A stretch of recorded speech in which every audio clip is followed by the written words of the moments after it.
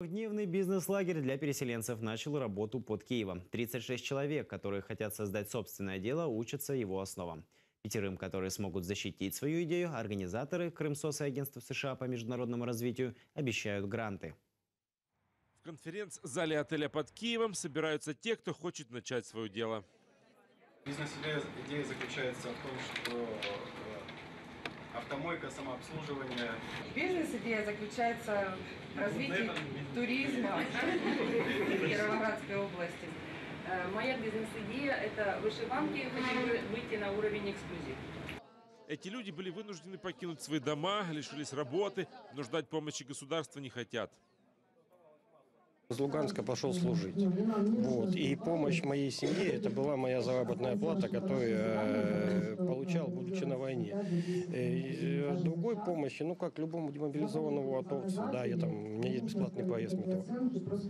Вот. Ну, обещают земельный участок.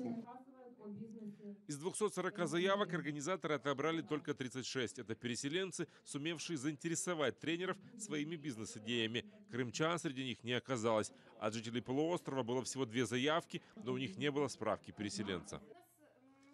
Можливо, тому що все-таки співвідношення кількості людей, які переїхали вимушено з Донбасу і з Криму, відрізняються. Людей, котрі переїхали з Криму, набагато менше. Алена жила в Донецке, теперь в Ирпене. Шьет детские развивающие игрушки. Хочет, чтобы хобби приносило деньги. Мені не вистачає саме системності підходу. Тобто на рівні такого собі хендмейдера це одне, а іменно системність в організації бізнесу, цього знань мені не вистачає.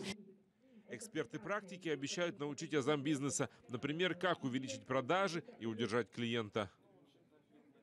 Можно сказать, что это будет семинар, в котором будут использованы и непосредственно игровые элементы, для того, чтобы каждый участник смог почувствовать себя клиентом и определить самостоятельно именно, что влияет на него с точки зрения выбора в бизнесе, приобретения продукта или отказа от него.